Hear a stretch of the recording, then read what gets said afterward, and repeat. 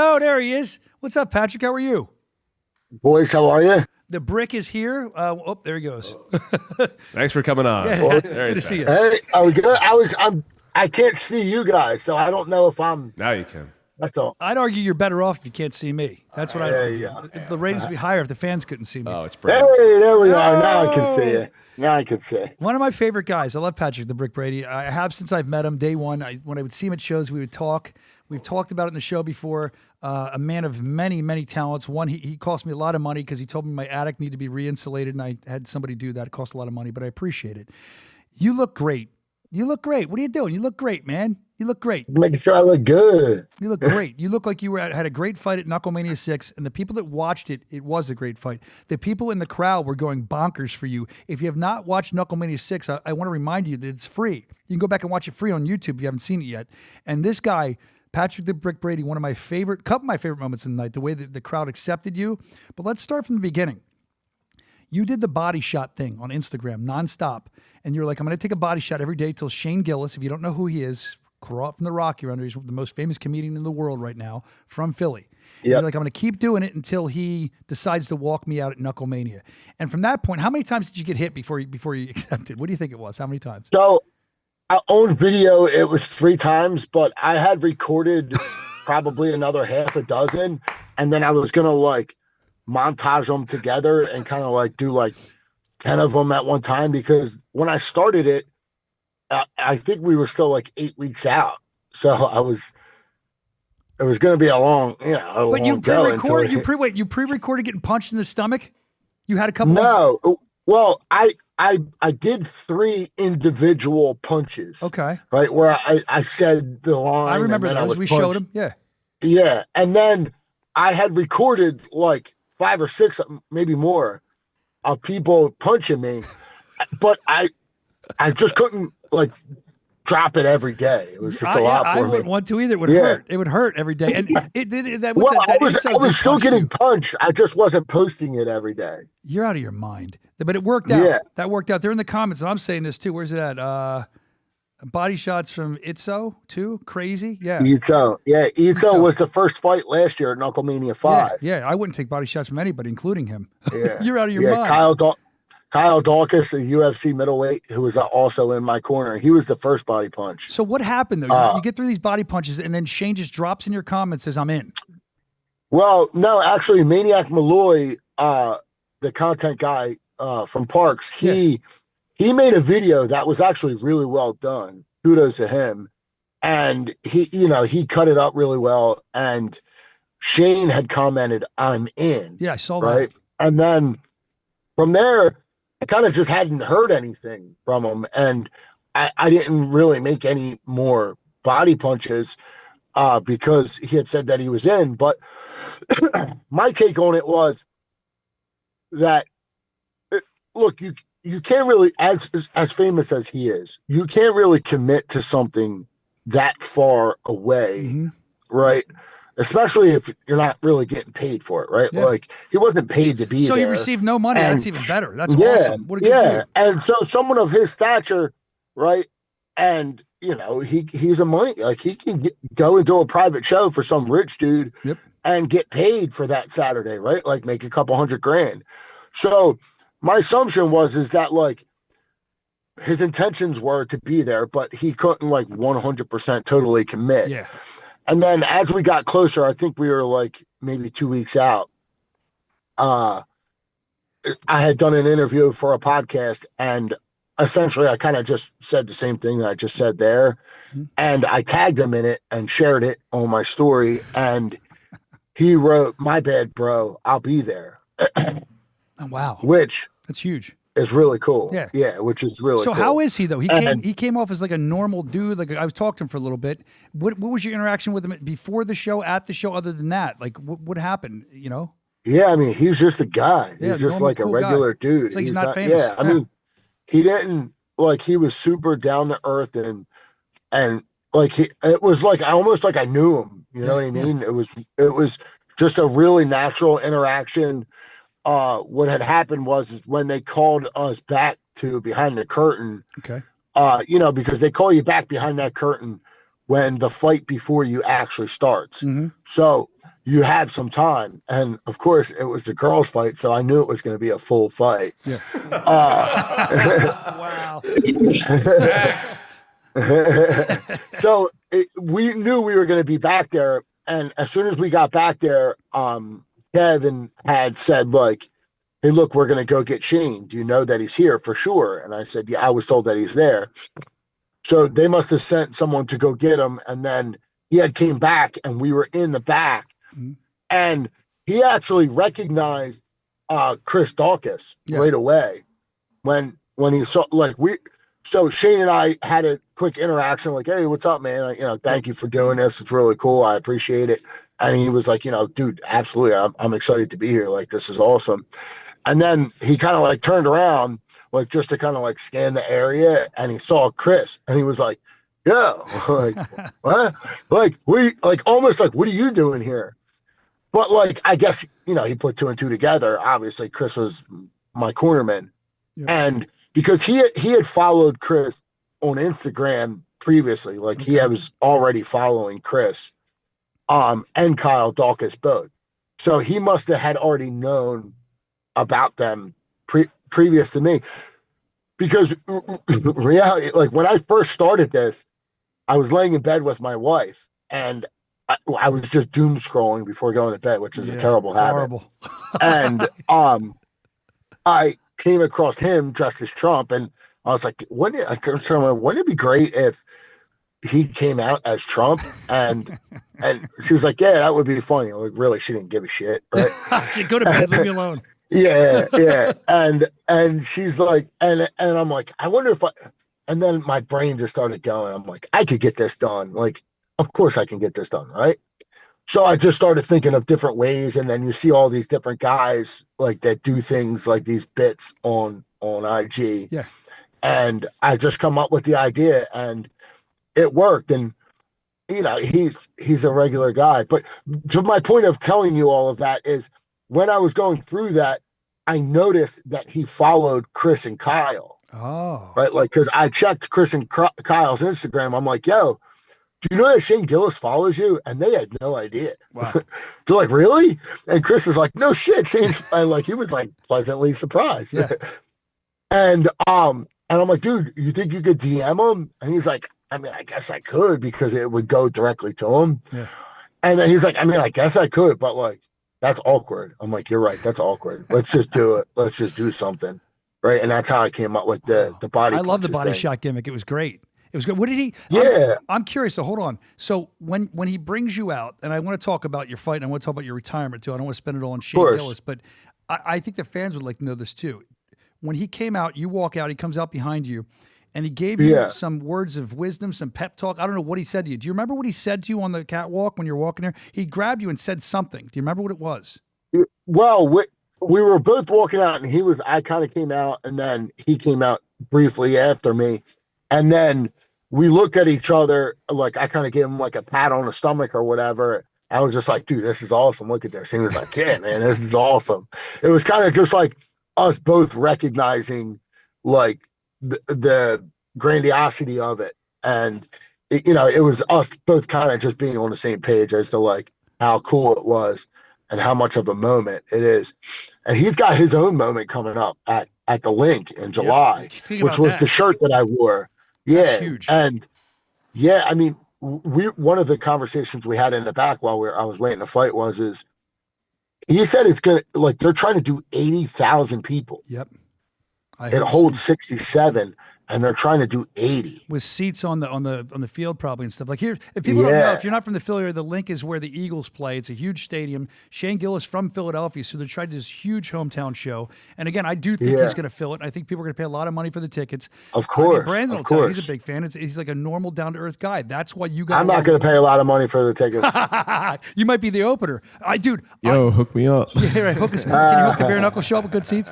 But I think that it was awesome you were able to get that done. Thank you, because that helps Bare Knuckle Fighting Championship as well. That helps feed our families, as I always say, because that gives more notoriety to the product. And for him seeing it and being there, he was sitting behind me the whole night. He was having the time of his life. So thank you for bringing him in. But another moment aside from that was your fight. The crowd was going nuts for you. Great fight. Thank you for a great fight. I got what I wanted. I wanted a hard fight, man. I wanted a war. I've been saying it. Like every time I do a pod, or I think I even came on here and said it after the Calmas fight, maybe. But like I wanted I wanted a war fight. I wanted war. Yeah. You know what I mean? I wanted a battle. Yeah. And I finally got it, man. Yeah. I got what I was looking for. And I think that's kind of like where some of that closure came from, like that moment in the ring afterwards. But did you know that? So forgive me if you said it in your speech, because I'm running, you know me, I'm running around like a lunatic, and I can't hear everything. I want to go back and rewatch the broadcast of your speech, but did you have that in your mind? Again, for the people who didn't see it yet either, you gave an amazing retirement speech, Dan. People were crying. Actually, I was at my son's wrestling practice last night, and somebody brought that up. They're like, that couldn't have been more of a special moment. It was incredible. So did you have that planned, and was that hard, like walking down the aisle in your mind? Did you know this might be it for me? No, I didn't. It was a seed of a thought for me throughout this camp, right? I had my hip replaced in June, right? I have really bad arthritis. You know, I had like I got a lot going on, right? Renovations by Brady. Yep. And I love bare knuckle. I love it, right? And it's been great. It's been a wonderful addition to my life. Combat sports in general have been. Of course. But I felt like this camp, I just felt like it almost became like too much. And it takes a lot for it to be too much for me. And I had never thought about being done fighting ever. Like even with the hip and all, I was always just like, oh yeah, I'm going to keep fighting. It was not like, maybe at one point when I hurt my knee, I thought about maybe hanging it up, but since then it's never really entered my thought. Like if I had beat the brakes off of Bear like I did to Zach, I wouldn't have retired. It wouldn't have happened. I would have kept fighting.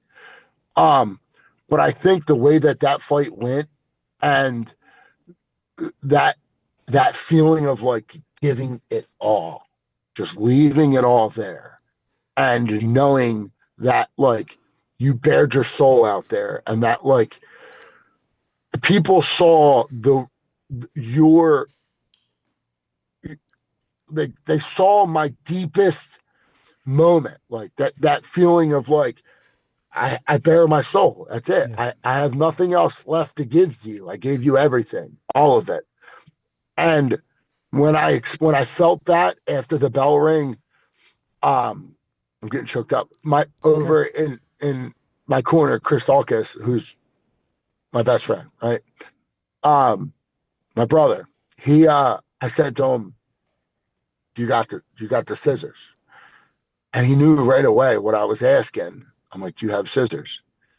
And he looks at me. He's like, are you sure? And I'm like, yeah, I'm sure. And he turns to G and he goes, G, you got scissors? And G gives him the scissors and he starts cutting them off. And my other buddy, John's like, just cut them off in the back. And Chris looks at him and he's like, no, he's done. And then my buddy John was like, oh. And it came to me, you know, none of that was rehearsed.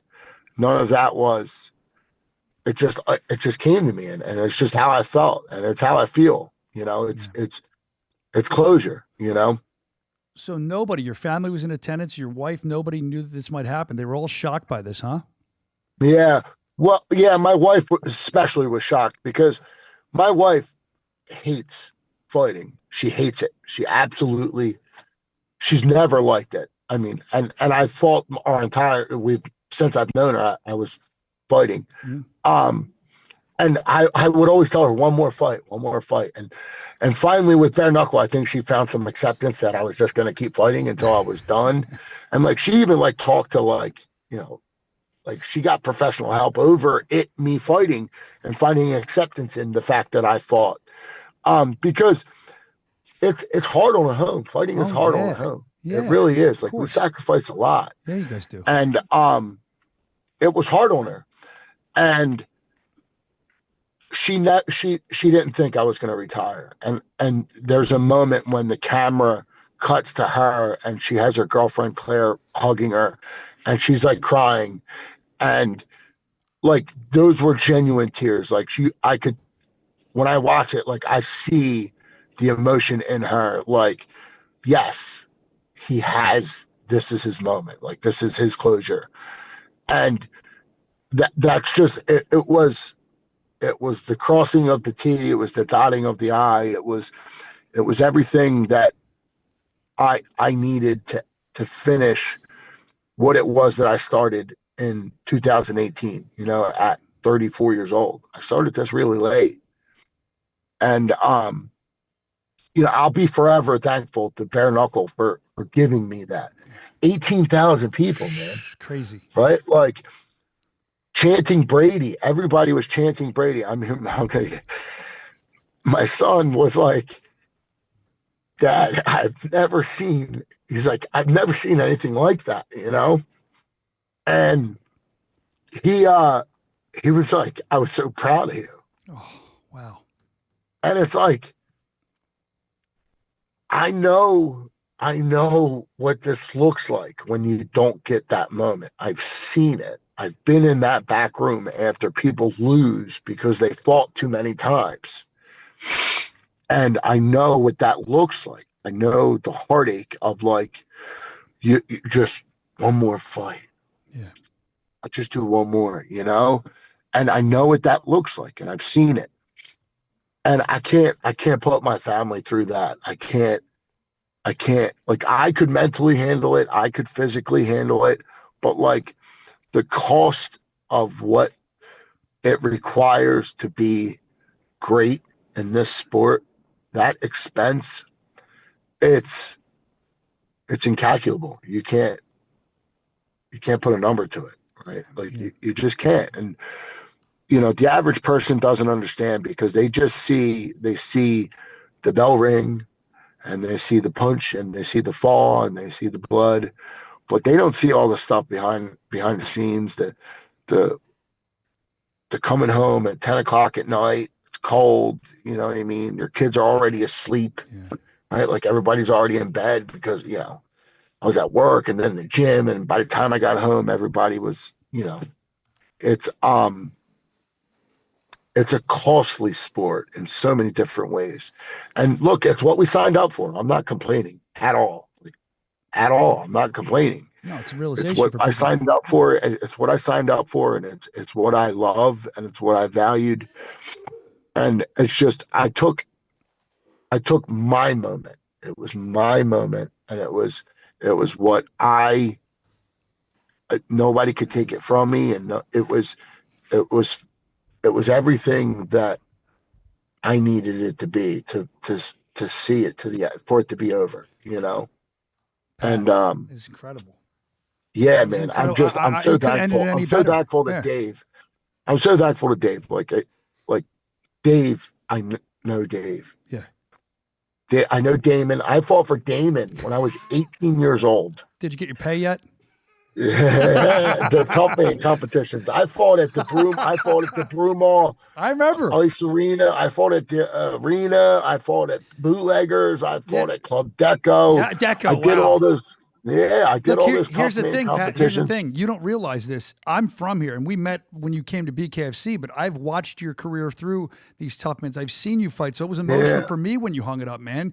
And like I said, I was at a wrestling practice. People were talking about you hanging it up, but it sounds to me like you're at peace. I don't think you go out on a higher note. 18,000 people chanting your name, accompanied by Shane Gillis. Amazing fight. Like you said, I mean, there's no better way to end it. I'm proud of you because I like you as a guy, and I don't want to see you getting all punchy, and I don't want to see you staying on too long, and because then you lose your legacy. And your legacy you left on top. Like you're saying, how many people can say they've done that? You're smart enough to do that, and I also want to congratulate you for your sobriety, man. 10 years? Yeah. Is it more? 10? Yeah, 10 years. Yeah, that's huge. February 1st, 2016, I checked into Miramont Treatment Facility. I spent 21 days. I spent my 32nd birthday in rehab. Oof. At the bottom, the lowest of the lows. What did you go in for? Rent wasn't paid. Car was getting repoed. My wife at the time had left me. I had 2 kids. I think my son Liam was 1. What a story. Just tragedy, just a nightmare, just right. Like, Pat, what did you go in for? and Why did you go to rehab? What was it over? To give people some drinking hope? and coke, drinking and coke. And that's probably, Yeah. I would imagine, I've never had a drinking problem. I've never had a coke problem either, but I Yeah. imagine those two things together, very hard to quit. So I like the fact that you talk about it freely, because some people are ashamed of that kind of stuff and it doesn't make sense. You have to talk about it. It doesn't make sense. You have to empower others. So I'm glad that you're doing that. Of course. Of course. Yeah. So, I mean, look, fast forward 10 years later, my 42nd birthday is Thursday, just coming up Thursday. And it's like, it's two different lives. It's two different lives. And that's why I talk about it. I'm like, look, it can be done. There's an answer. There is a solution. We say in AA, there's a solution, right? There's a problem and there's a solution. And, man, I'm so thankful. I'm so grateful. And to the people that I've met during this combat sports journey. And it's like, I don't know, man, it feels whole. It feels complete. And like you said, I'm at peace with it. And I'll tell you what, man, I don't know. You couldn't pay me enough money. It's like, I feel you. You couldn't pay. I don't know. You couldn't pay me enough money to do it, like to take for that not to be it, you know? So the last thing I want to say is that and I don't know, but with an addictive personality, which you obviously had in your past, and I guess that continues, you just got to manage it. It's amazing to me that your addictive personality didn't jump in your head and say, nah, one more fight. Nah, one more fight. You know what I mean? No, of course. Listen, I've toiled with, because what happens is you attach your identity to fighting, right? Yep. Because everyone asks you, when's your next fight? Yeah. When's your next fight? Oh, what's up? When's your next fight? Like, it's like the first thing that people ask you when they see you, right? So like you get attached to it, and then it becomes like this ego-centric situation where it's all about your ego. And it with sobriety and AA, it's more about your ego deflation, right? Like you have to deflate the ego. And there's a battle going on there with combat sports and being selfish, and you're not supposed to be selfish in AA. You're supposed to give freely to others what was given to you. So it was a constant yin and yang going on with me and what I'm doing, what I was doing in combat sports. But look, at the end of the day, I'm a person, I consider myself an advanced thinker, right? Like I think about what I think about, right? If that makes sense. Like I think about my thoughts, and I have to be consciously aware of where I am at the moment. And I did what needed to be done for my family, for me, for what's most important, right?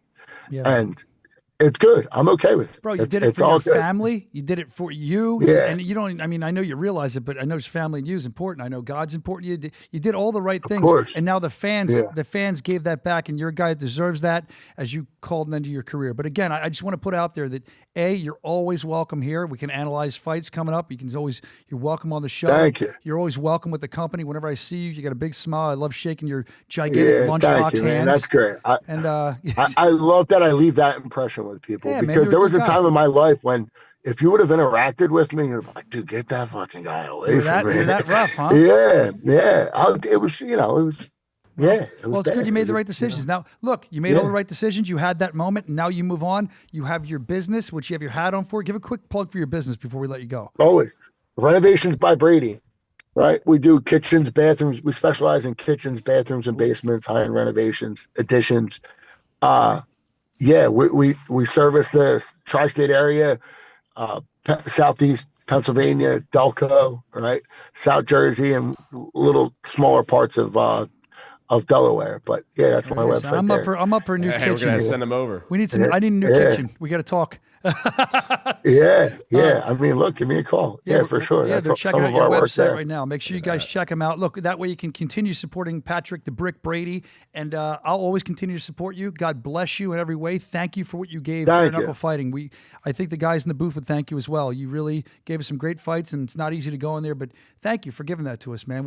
I'm a better guy for meeting you. You're a good dude. Thank you, boys. Thank you. Happy retirement. Now go make some more money in your other business where you're not going to get a black eye unless a piece of lumber hits you in the face.